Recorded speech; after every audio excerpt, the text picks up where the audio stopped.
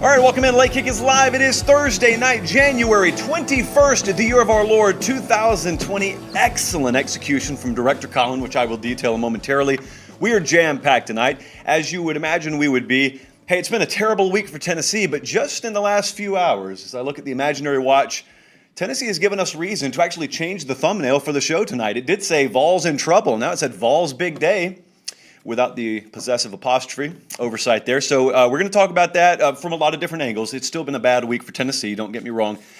But could the glass be just a tinge more full than maybe we think it is? Larry Scott is going to be out very, very soon in the Pac-12, and that's important not just for our Pac-12 viewers, but for the entire nation. I'll detail a couple of different reasons why I think that, and why I also think maybe a very radical proposal could be on the table and could be maybe even a prerequisite for the person they hire to accept. I'm thinking conference expansion along those lines. Also, we are, again, dusting off the mood tracker. We continue to weave our way through different programs. And I called for you guys to give me a little call to action the other night on which programs you want covered. Because I think, Colin, I can't even remember who we've already done. We've only done a few of them. But the other night we did a couple. I think it was Georgia and one other program, Ohio State. That's who it was. And so, man, we got inundated. So I've got a whole bunch of programs to do. We're not going to get them all tonight, but we're going to do a couple tonight. Oklahoma we're going to hit. We're going to hit Texas A&M. Feeling good about Texas A&M. For the record, feeling good about Oklahoma too. And feeling good about the show tonight. We're jam-packed. If you haven't already, subscribe to the 24/7 Sports YouTube channel. I want to quickly tell you it's going to be a busy couple of weeks around here.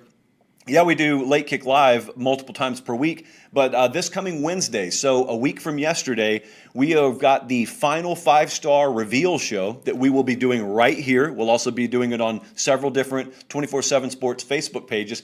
And then a week from that, so 2 weeks from yesterday, we will be having a 3-hour wall-to-wall Steve Wiltfong and I in studio and a cast of thousands all over the country National Signing Day show. And that is February 3rd. So the 27th and the 3rd, bookmark those dates. It will be live from this here studio. So let's dive in and let's talk about it tonight. We got a lot to get to.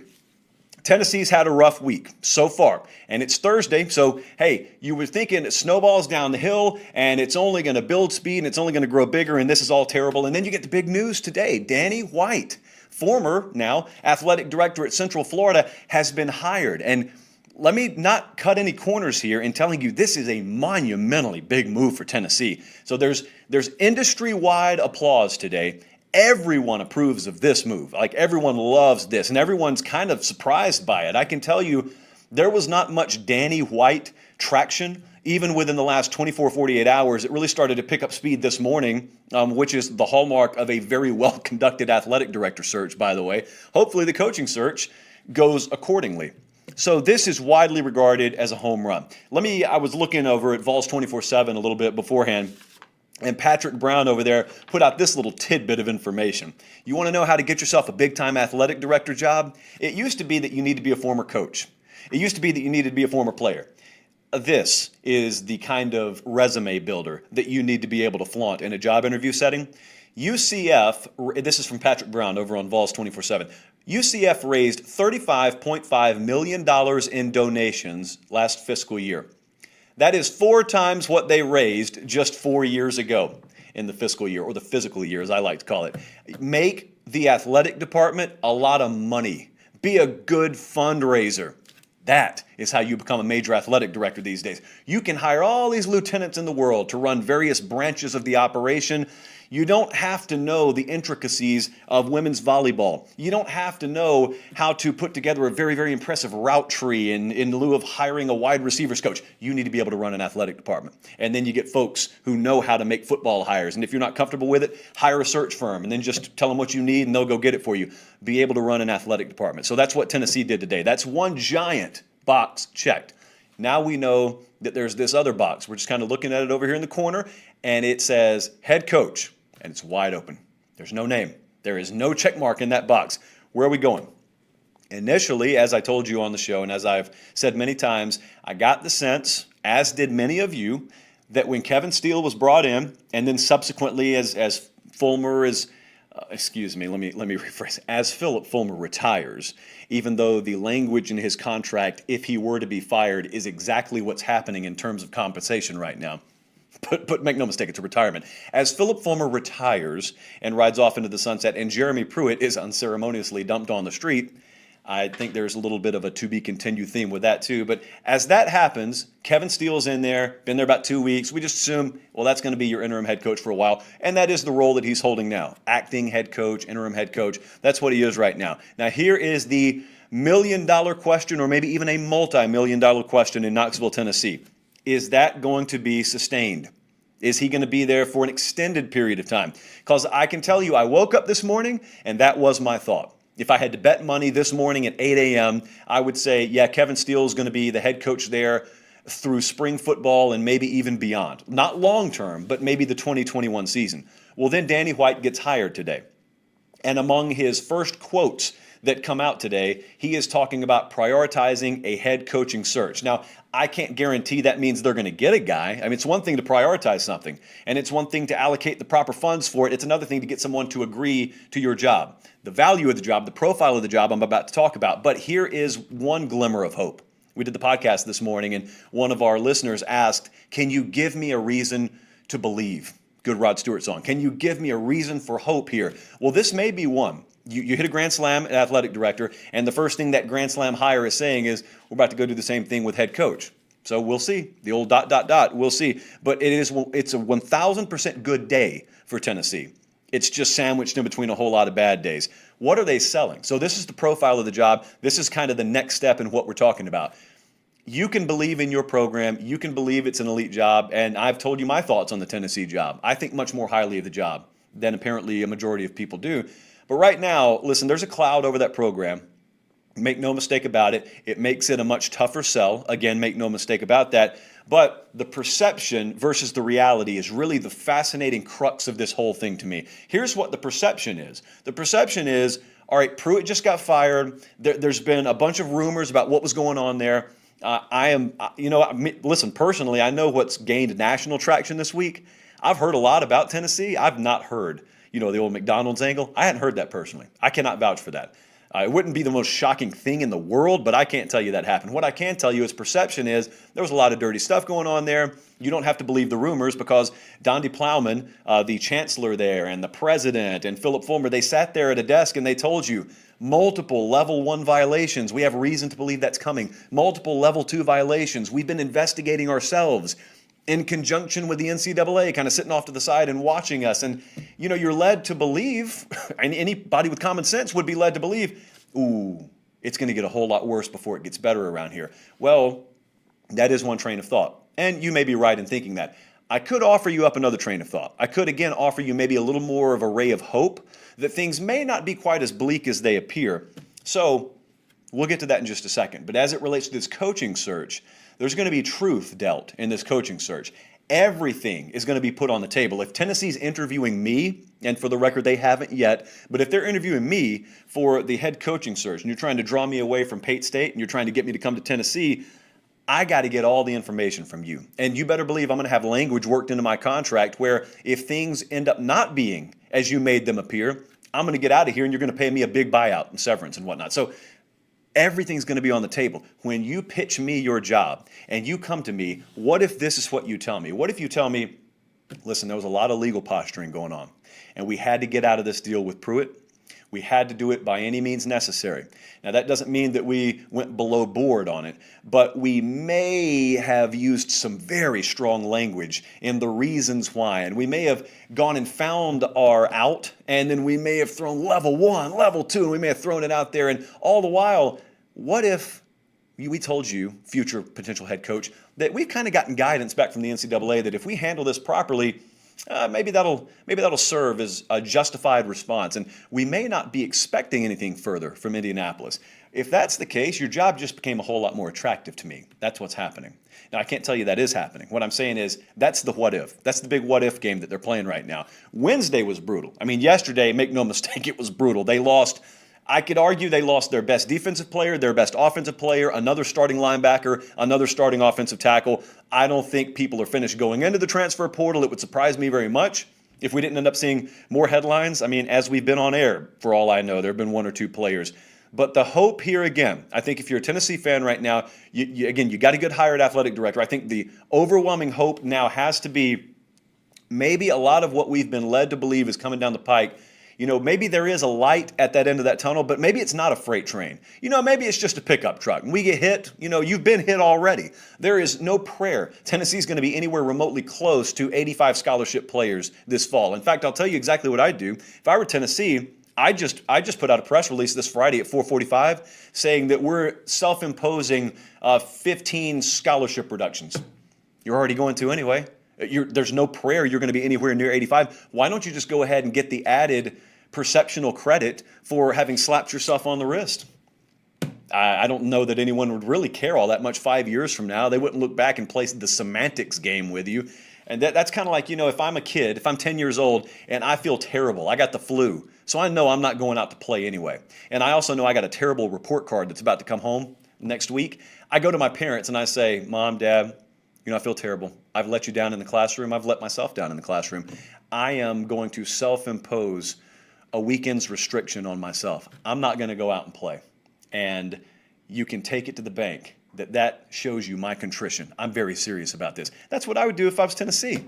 I'm not going to have these players. Well, let's just go ahead and pretend it's a punishment we put on ourselves. So I think right now the ray of hope is Tennessee is not accepting defeat whatsoever. They sound very aggressive, which is a refreshing tone after what's happened over the last week or so up there. And so now the search is on for the new head coach at Tennessee. There are names being thrown around. Lane Kiffin's name's out there. I think Lance Leopold's name at Buffalo is kind of an off the radar, but it's tied to Danny White.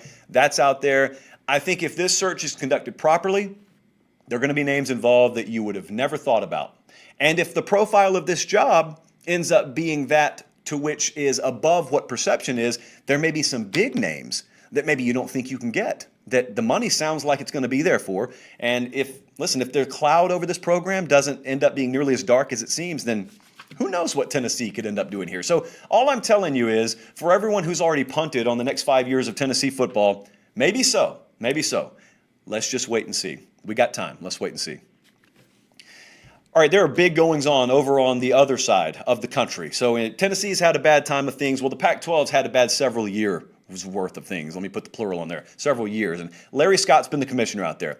Well, no longer. As of this spring, a little bit later on in the spring, Larry Scott's going to be out. Why is it happening? Well, I think from a broad strokes point of view, you could just say they're not good enough. That's why it's happening. Well, that's true. But then you dive into the details where the devil always is, and you find many, many reasons. Okay, so I saw a bunch of good writing on this today. I thought Stuart Mandel probably did about the best piece that I saw. It was over on The Athletic, which is behind a paywall, so I'm not going to read any of it to you. But I thought it really surmised and encapsulated the mess that has been the Larry Scott tenure in the Pac-12. And let me just tell you, there are a million different reasons that you could point to. Here's what really struck me. It wasn't all that long ago that Larry Scott had some really good rub with the college football public and the Pac-12 public.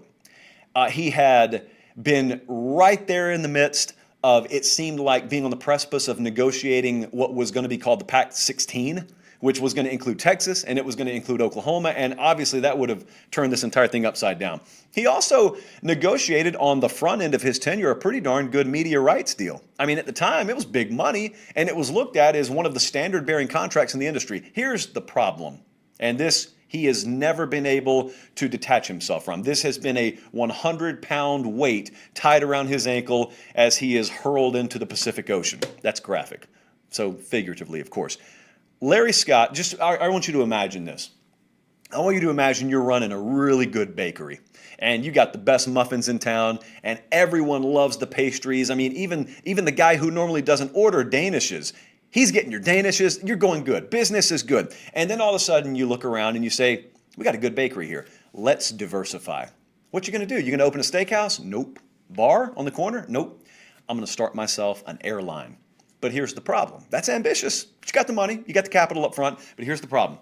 You can't really form any relationships. You've never been in the airline business. And so you can't get any airports to sponsor you and get you terminal space. And you can't get the pilots union on board. And you can't get any plane manufacturers to cut you deals. And so you just decide, I'm going to start my own airline. I don't need any of you. Imagine how ill-fated that concept sounds. And then imagine that's exactly what the Pac-12 did. Only they didn't start an airline. They started their own TV network. They had no clue how to do it. A lot of great people have worked at the Pac-12 network. It's going to be a wonderful documentary one day. But they had never taken a swimming lesson, and they dove into the deep end. They started their own TV network. You got to understand something. Like, that doesn't sound ignorant on the surface to start your own conference TV network, because you may look around and you may say, well, the ACC's got one. Well, the SEC's got one. The Big Ten's got one. Seems like everyone's got their own TV network. They sure do, friends. But when you look at those logos, you don't just see SEC and network. There's a third thing that you see on that logo, and it's the letters ESPN. They have a massive media partnership. That's the foundation on which those network TV deals, all of which I just mentioned, have been built, except for one. The Pac-12, they ventured out into the media rights wilderness without a media partner. And they were as blind and as hopeless as the baker who starts his own airline. And that really has been, among many other things, probably the biggest downfall for the Pac-12 under Larry Scott. So the reality now is they've been fading, and they've been fading for a while. There's a massive revenue gap. You see the competitive gap, but I mean, it really all ties into the revenue gap. And the problem is it's not even frozen. It's growing wider and wider each year. Disastrous TV deals now, the network TV situation I just detailed. The Pac-12 presidents, they called them general managers in some cases out there, but the leadership and administration of the Pac-12, the one thing I'll say, if you want some optimism here, is it seems like there is a lot of synergy and a lot of continuity. I haven't really heard many tears shed for Larry Scott, and I've heard a lot of renewed excitement. They haven't even hired anyone, but they seem like they're on the same page. And that's what the sense of survival and kind of survival instinct will do for you. Everyone out there knows it's do or die time. Everyone out there knows a drastic measure needs to be taken, and everyone out there seems to know the next hire is obviously the most pivotal point in the history of this conference, and they're right. So what do they need to do? Well, they need to close revenue gaps, obviously. Now, that's easier said than done, and there's not just this great big one idea that's going to do that. In reality, it's going to be several ideas and everyone pulling in the same direction. I think, and this is what I was talking about at the beginning of the show, I think that they're going to have to, as part of that radical plan, explore some kind of conference realignment or probably a conference expansion model. And I think if you were to partner with someone, it wouldn't be a TV network. That's not what I'm talking about. I'm talking about partnering with the Big 12. What you wanted to get off the ground about a decade ago, a little less than a decade ago, and you couldn't, I think it has to happen this time around. Because listen, the Big 12, they're not exactly printing money either. They're in a little bit more stable position, but there's a gap between themselves and the big boys. I really think it could come down to, and this is not anything that's happening in the next year or 18 months, I really think the future probably holds some kind of realignment. I would be very surprised. It's, I have to look at my watch to know what year it is. So it's 2021 right now. I'd be very surprised if in 2028, let's give it 7 years, I'd be very surprised if the Pac-12 was still the Pac-12 and consisted of the same 12 member institutions that it currently consists of. I'd be very surprised by that. They also just flat out need the football teams to do better. I mean, really, USC needs to be USC. Mario Cristobal and Oregon, I think they're doing their part. They've been a very quality product. The University of Washington needs to step it up. The Arizona schools have to step it up. UCLA football has to step it up. Stanford has fallen off mightily. They got to have better football out there. You can only do so much fundraising and negotiating at the TV network executives table. You got to have a product. Director Colin and I were talking about that earlier before we came on the air.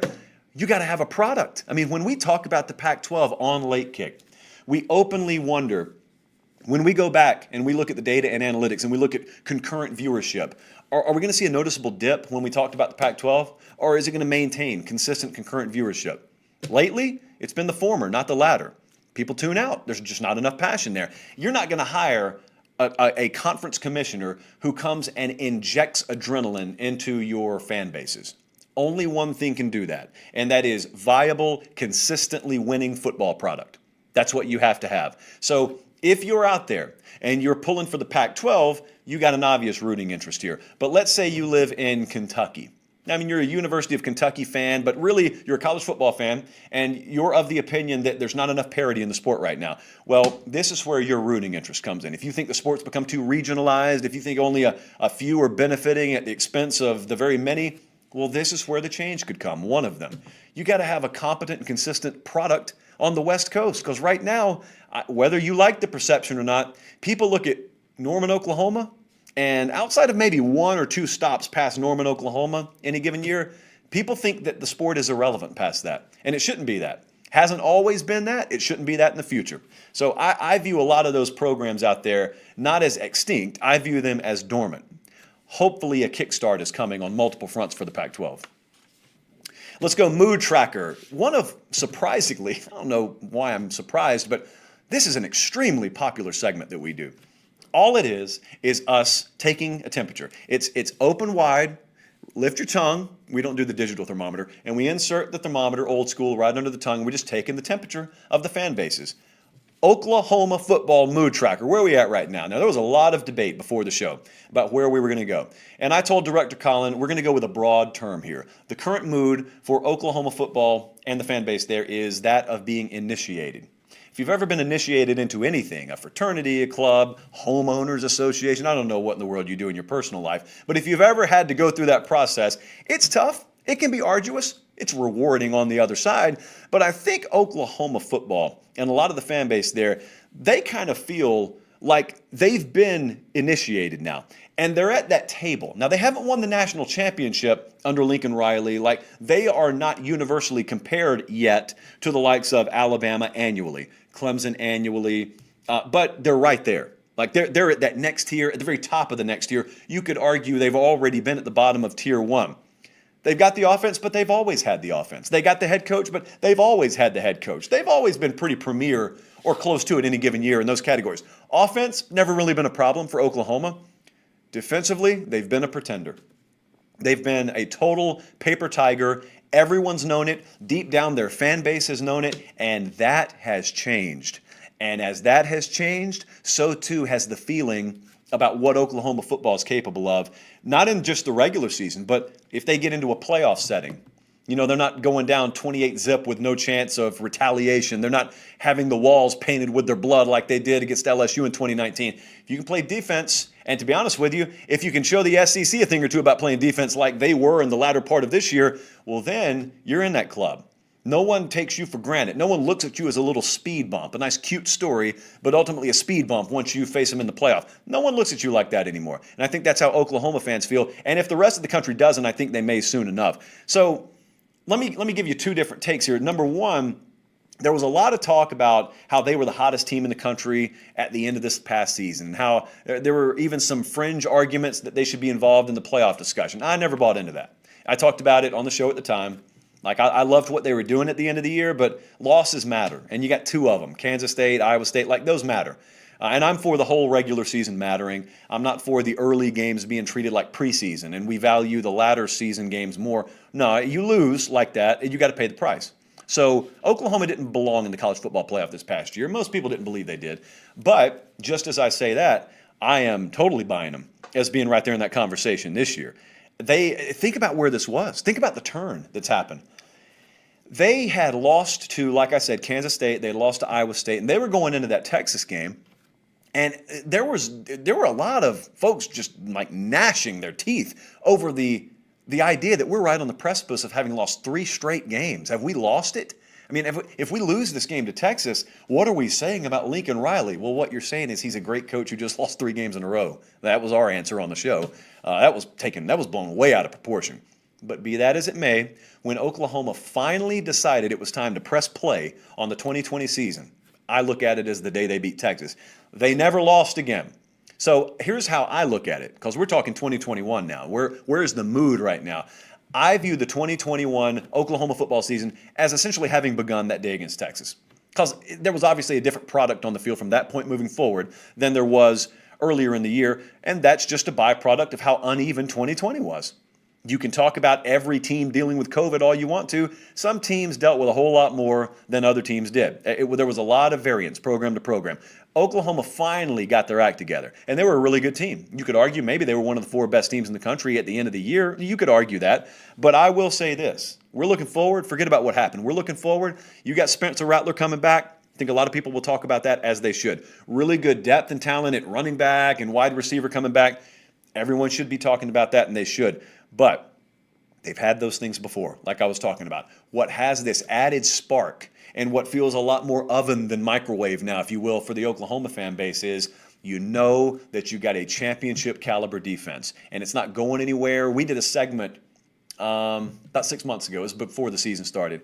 And I did a segment where I just flat out said, like, I feel like Lincoln Riley's going to win a national title at Oklahoma. It wasn't a prediction for a given year, but we had been getting a lot of feedback in our inbox from people who kept saying, Oklahoma can never win a national title because Oklahoma can't play defense.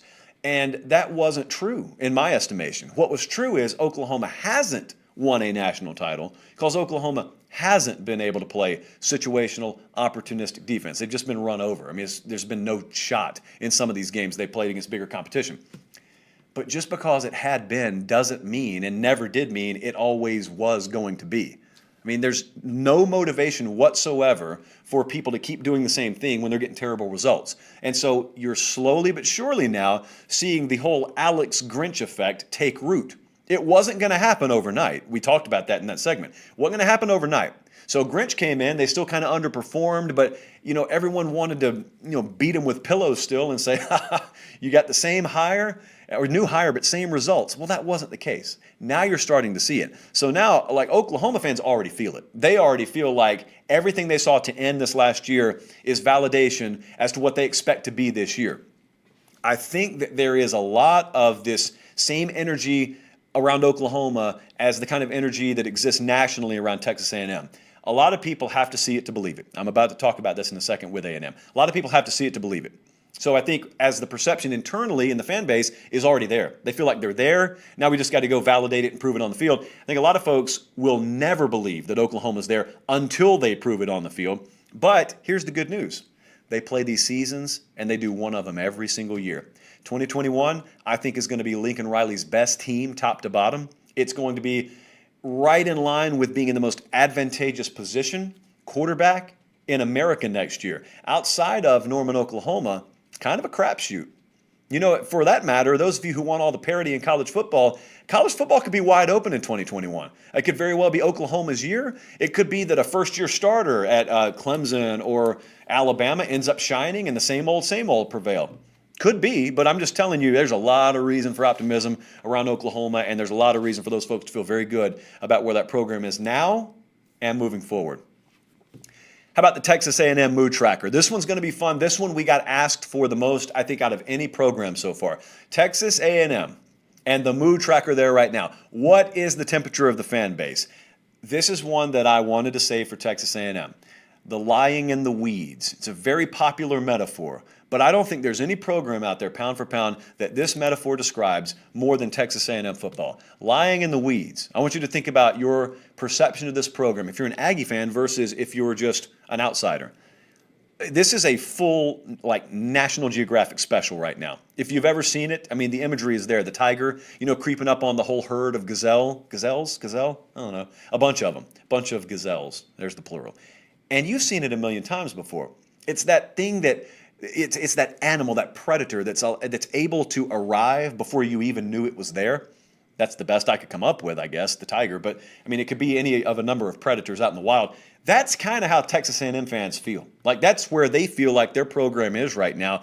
I wholeheartedly agree with them. I'd buy a ton of stock in Texas A&M right now. I feel the same way about them as I do about Oklahoma. It's a very cheery end to the show tonight as a result. But the question, again, I was talking about the podcast we recorded this morning. I got a question on the podcast, and this question was about Texas A&M.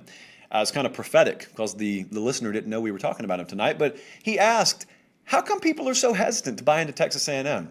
And this is an Aggie fan, and he said, hey, man, I think we got everything. I think we're ready to compete now. I think the future's looking incredibly bright, as Connor just said in the live chat there. You think I don't read the live chat, but I do. Well, my answer to that was, again, The reason they're not going to buy into you is because your last national championship, coincided with like Sherman's march through the South. And so it's been a long time. People really need to see it before they'll buy in. That's the first answer, and that's very simple. Here's the second answer. Alabama. That's the answer. The University of Alabama. Because here's the fact of the matter, and I think most of us know this to be true. If I didn't change a thing about Texas A&M, but all I did was I gave them Notre Dame's schedule from this past year, or Clemson's schedule, or Ohio State's schedule, they're probably in the playoff. Playing any of those schedules, they're probably in the playoff, or if not, they are a strong contender for being in the playoff. What stood between them and the playoff this year was Alabama and the beating that Alabama put on them, which was the exact equal score, by the way, as Alabama put on Ohio State in the national championship game. And number two, they got to play that team every year. So you just assume they're not going to get over Alabama. They're not going to beat them. And if they're not going to beat them, by and large, you believe they're not going to make the playoff, and that's it. It's not really about the quality of team. It's just that you know who they got to play every year. I think that's in the back of a lot of people's minds. I don't think you're wrong, but I just think Jimbo knew what he was getting when he signed up for this. It's not like Alabama's a recent addition to the SEC West. Like this is why it is big boy football in the SEC West. You got to play them every year. But Jimbo Fisher, I think, is much closer to the promised land than Kevin Sumlin ever had Texas A&M. The College Football Daily with Trey Stanley Scott, was they were this morning talking about Texas A&M with Brian Peroni from Gig 24/7, and they were talking about the Sumlin years. I thought it was kind of fascinating because I think they're much closer right now than they were back then. But see, I don't think that right now A&M football has as much sizzle to it as they did in their peak in the early years of Kevin Sumlin because you had Johnny Manziel out there. You had the answer at quarterback. Now, here's the irony. I think Fisher's got every other part, every other appendage of the football program. I think he's got it built to a level that surpasses what Sumlin ever had, even during his best years there. The one place he hasn't had it is quarterback. The only place that Sumlin had it better at any point in his tenure than Fisher has it now was quarterback. As a result, I think that's why A&M is kind of in the weeds over here. I don't think the general college football fan has the slightest clue how set up, how built for long-term success Texas A&M is right now. It's only going to take a quarterback. They're not going to have to build around the quarterback. It's already built. Everything's already there. They've built internally. They've really got good quality, elite SEC caliber depth along both lines of scrimmage. They've built depth along both lines of scrimmage. They are very physical. Running back, they have a wide variety of talent, both size and speed in any given year. They've also got it, and I think they are improving rapidly at the perimeter on the skill positions offensively. Defensively, they have kind of taken the same trajectory climb as Oklahoma and Alex Grinch has. So their quality there, recruiting, they're recruiting better than they ever have. Right now, they are in the process of recruiting at the highest level that you've seen that program recruit at. The organizational structure right now is night and day better than at any point during Kevin Sumlin's tenure. The culture, I think, is night and day better than at any point during Kevin Sumlin's tenure. They don't have a star quarterback. God bless Kellen Mond. Kellen Mond was not a guy that was going to compete with the best in the country. When they get it, maybe they got him on campus, maybe they go transfer portal, maybe it's a home run they end up hitting in recruiting. When they get that box checked, Kevin Sumlin is going to be a distant memory, if he isn't already, at A&M. Jimbo Fisher's there. They are there. They're right there. They are knocking on the door of Tier 1 right now, and you don't realize it because you view them as inferior because they keep getting run by Alabama. The reason they're getting run by Alabama isn't because they have an inferior roster. It's because they have been inferior at quarterback. If I just change that. Sounds simple. It's a lot harder than that. I'll grant you that. But the roster's not going anywhere.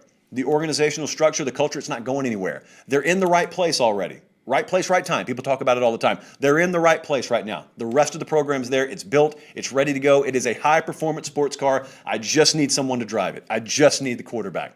If they get it, here they come. That's Texas A&M's mood right now. That's the last piece of paper I have, so apparently the show's done. Listen, I really appreciate a lot of you guys. You've given us really good numbers over the last couple of weeks, and I told you when we started to wrap up the season, we went into national championship week, and I was in the grips of COVID-19, and so you couldn't see my face. I told you, don't tune out just because the season ends on the field. This is a year unlike any other. And we kind of had some guidance behind the scenes, but I think it was pretty easy to see it's not going to slow down just because the national championship game's over. Coaching search is going to extend well into January. We've got recruiting. We got a 5-star show coming up next week. We got National Signing Day the week after that. And probably the most important new feature in this sport, the transfer portal, is going to end up being a bigger deal after the new year than National Signing Day is. This is a big talking point here, and this is a big talking point in the coaching industry right now. The transfer portal is quickly becoming this monster that you have to build new positions inside your college football organization to really properly handle and harness.